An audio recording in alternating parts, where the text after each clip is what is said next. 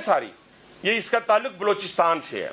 उसके बाद आए मेजर अदनान शहीद, था पख्तून, बेशक उसका ताल्लुक रावलपिंडी से था, लेकिन था पख्तून। क्या इस जैसा खूबसूरत कोई माई का लाल है? तो हमें बताया जाए।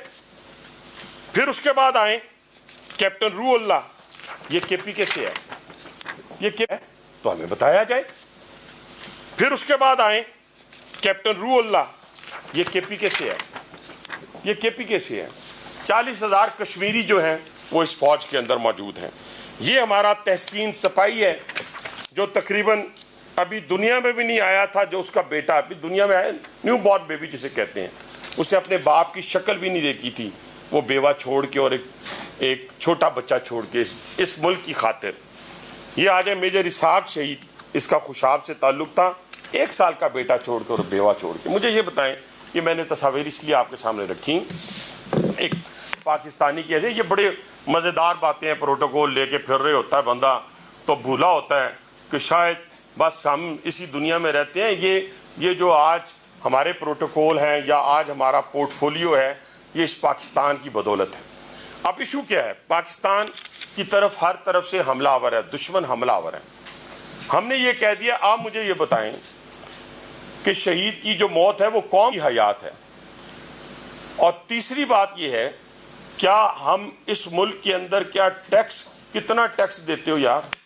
और तुम्हारे टैक्स से या किसी के टैक्स से मुझे ये बताएं, उस हमारे जवान का जिसने बॉर्डर के ऊपर शहादत दी है, आज हटा देते हैं, शौक पूरा कर देते हैं, शौक पूरा कर देते हैं। ये स्वात ऑपरेशन क्यों हुआ था? मैं बार बार आपको याद करवाता हूँ। वो स्वात ऑपरेशन उस वक्त हुआ था जब वो जो दहशतगर्द थे, जिनकी आज हमें मजम्मत करनी चाहिए। आज हमें मजम्मत किसकी करनी चाहिए? आज हमें मजम्मत करनी चाहिए अफगानिस्तान की, आज हमें मजम्मत करनी चाहिए उन दहशतगर्दों की, आज हमें मजम्मत करनी चाहिए बलूचिस्तान में मारे जाने वाले, शहीद होने वाले उन मजदूरों की जिनका पंजाब से ताल्लुक था। आज हमें मजम्मत करनी चाहिए हिंदुस्तान की कारस्तानियों की, आज हमें मजम्मत करनी चाहिए अफगानिस्तान और इंडिया के DNA का एक होने की, जो कलमे का परचम लिए फिरते हैं और दुश्मन के साथ हाथ मिलाकर पाकिस्तान जैसी इस्लामी रियासत के ऊपर हमलावर हैं। मौलाना फजलुर रहमान साहब आज भी काबिल एहतराम है। ये नहीं हो सकता कि मैं 2 लोगों की बड़ी ज़िंदगी में कदर करता हूँ, ये मेरी प्रैक्टिकल ज़िंदगी के अंदर हर शख्स ने देखा होगा, आप सब मौजूद हैं। एक टीचर से कभी ज़िंदगी में बदतमीजी नहीं की, ना करूँगा। उन्होंने मेरा काम किया नहीं किया, मुझे इससे कोई एक उलमा कराम की, उनका ताल्लुक किसी मकतबा फ़िक्र से हो, उनके साथ कभी मैं बहस नहीं करता, कभी मैं बात नहीं करता, कभी मैं दीनी मामलात को मैं उलझता नहीं। लेकिन मौलाना साहब, आज आपने पूरी कौम का दिल दुखा दिया, पूरी कौम का। आपने पूरी कौम का दिल दुखा दिया। आपने आज उस अपने भाई का दिल दुखाया है जो आपका बड़ा इज्जत एहतराम करता था और आज भी करेगा। लेकिन हो सकता है अल्फाज के चुनाव में आपसे गलती हो गई हो। आपसे तो तवक्को ये की जा रही थी कि आप कौम के इस मुश्किल वक्त में कौम के साथ खड़े होंगे। हमने रात की तारीकी में बार बार मैं कहता हूँ, मैं जेल में था, मैं दोहरा देता हूँ, लोग, मैं दोहराना नहीं चाहता, जेल में था तो खुदा की कसम रात की तारीकी में भी पाकिस्तान का बुरा नहीं सोचा। इंडिविजुअल्स बुरे हो सकते हैं, इंडिविजुअल बुरे हर जगह मौजूद हो सकते हैं, लेकिन मेरे शहीद की कीमत एक सैलरी, मेरे शहीद की कीमत कोई टैक्स, आप अपने सारे टैक्स वापस ले लें, आप अपने इससे कई गुना ज़्यादा सैलरीज ले लें मुझसे, तो क्या आप अपने से कई गुना बड़े दुश्मन का मुकाबला कर सकते थे जो हर लिहाज से आपसे 200 गुना बड़ा था, वो वेपन्स में हो, हर चीज़ में हो। लेकिन खुदा की कसम, जब हम उस अपने मेजर की बात करते हैं जो अपनी 3 महीने की बेटी छोड़ के शहीद हुआ है, इस मुल्क की खातिर शहीद हुआ है, उसने सीने पे गोली खाई है, उसे सीने पे गोली खाई है। उसकी माँ से पूछे जाके, उस शहीद की माँ से पूछे जाके, और अपने वतन का नाम लेती है। और ये वो वतन है मेरे दोस्तों, मेरे भाइयों, जिसमें मेरी इज्जत, जान और माल महफूज है। आज अरबों डॉलरों वाले महफूज नहीं रहे, ये आपको पता चल गया होगा। आज आपकी जो शान है इन शोहदा की बदौलत है, इन गाजियों की बदौलत है। हाँ, हम आपका ये ख्वाब पूरा नहीं होने देंगे, हम शाम नहीं बनने देंगे, हम लीबिया नहीं बनने देंगे, हम इराक नहीं बनने देंगे। आज हमारी फोर्सेस के ऊपर हमला किया जा रहा है। आप सोशल मीडिया को इस्तेमाल कर रहे हैं, हर जगह इस्तेमाल हो रहा है, और कहा क्या जा रहा है, वही तरीक़ाकार, वही मॉडल है, वही स्क्रिप्ट है दुश्मन का। क्या आपको नहीं पता मौलाना कि अफगानिस्तान के अंदर इस वक्त इजराइल जो है अपनी इंटेलिजेंस भी फराम कर रहा है, अपने ड्रोन भी फराम कर रहा है, हिंदुस्तान अपना पैसा दे रहा है, और अफगानिस्तान के अंदर दहशतगर्दों के कैंप जो हैं वो इस वक्त एक्सपोर्ट कर रहे हैं दहशतगर्दी को, दहशतगर्दों को पाकिस्तान के अंदर। आपको नहीं मालूम कि कराची के अंदर रेंजर हेडक्वार्टर पे हमला करने वाले 4 में से 3 अफगानी थे?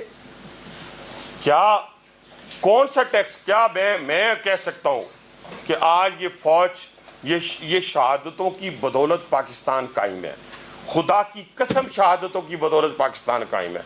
वरना ना आप मौलाना इस्लामाबाद में अपने घर में रह सकते हैं, ना मैं इस्लामाबाद में अपने घर में रह सकता हूँ, ना मेरी इस्लामाबाद में अपनी इज्जत महफूज रह सकती है, ना आप लोगों की इज्जत महफूज रह सकती है। ये मुमकिन ही नहीं है।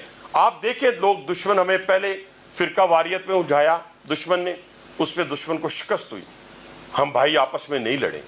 उसके बाद ज़ुबान की बुनियाद पर लड़ाने की कोशिश की, हम नहीं लड़े। उसके बाद सुबाइयत की बुनियाद पर लड़ाने की कोशिश की, हम नहीं लड़े। लेकिन कुछ जालिम अपनी आधा किलो गोश्त की खातिर पूरी भैंस पूरे पाकिस्तान को ज़िबा करने के दर पे हैं। इंशाअल्लाह ताला ये मुमकिन नहीं होगा कि हमारे इन जवानों की, जिनकी तस्वीर बार बार उठा के, और जब ये तराने गूंजते हैं, और फिर हमारे वो शेर दिल जवान जिन्होंने अपनी शहादतें दी हैं और अपने घर वालों को किस तरीके से, मैं कहता हूँ कि जब आपने ये लफ्ज़ कहा कि आपके जवान जो हैं वो सैलरी लेते हैं इसलिए पेटी बांधते हैं, खुदा की कसम नहीं। मैंने बहुत से जवानों को तड़पते हुए देखा है, जो कमीशन नहीं मिला तो रोते थे, रोते हुए मैंने खुद देखा है।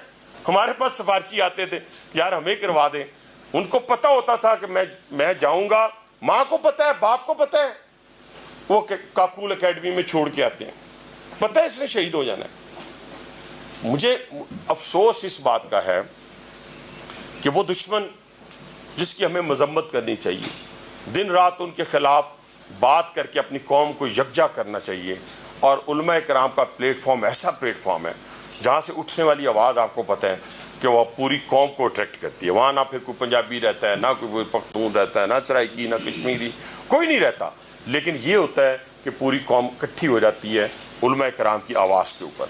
लेकिन जब हम अपने ज़ाती मफादात की खातर या हम अपने गुस्से की खातर पाकिस्तान के ऊपर या पाकिस्तान की फ़ौज के ऊपर, उनकी फोर्सेस के ऊपर अगर हम कोई गुफ्तगू करते हैं तो वो दिलाजारी पूरी पाकिस्तानी 25 करोड़ आवाम की दिलाजारी है। पाकिस्तानी कौम ने देख लिया है कि इतने शोहदा हैं। पता है आपको, इस जंग के अंदर पाकिस्तानी फ़ौज तो डेली जंग में है, डेली जंग में है। यहाँ तो 10 दिन की जंग के बाद बड़े बड़े ताकतवर जो मुल्क हैं वो अपने आप को वहाँ से निकालने की कोशिश करते हैं।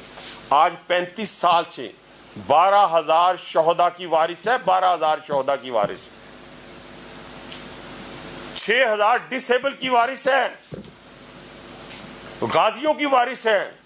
ना उसमें कोई पख्तून है, ना कश्मीरी है, ना पंजाबी है, ना बलोच है। ये कौन है जो हमें बलोच, पंजाबी, पख्तूनों में तकसीम करना चाहता है? वो हमारे सियासी मफादात हैं, वो हमारे सियासी मफादात हैं जिनको हासिल करके हम इत्तेदाल हासिल करना चाहते हैं। वो मेरी पार्टी हो, वो कोई पार्टी हो, वो किसी जगह से हो, हमारा उससे कोई ताल्लुक नहीं है।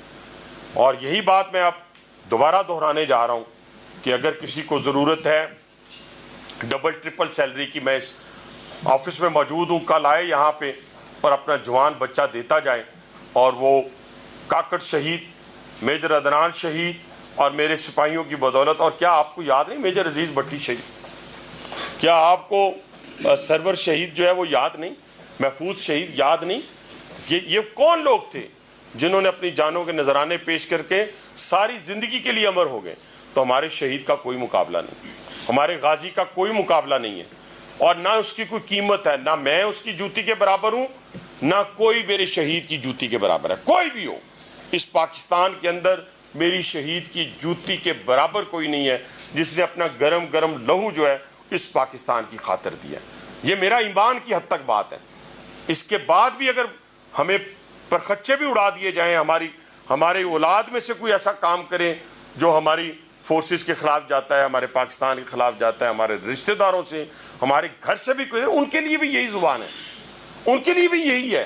क्योंकि मैं दुश्मन की साजिश को समझता हूं कि दुश्मन ये चाहता है कि हम इस एटॉमिक पावर को जंग के जरिए फतह नहीं कर सकते, तो हम कैसे करें? अपनी प्रॉक्सीज के जरिए इसमें अफरा तफरी पैदा करें, दहशत गर्दी पैदा करें।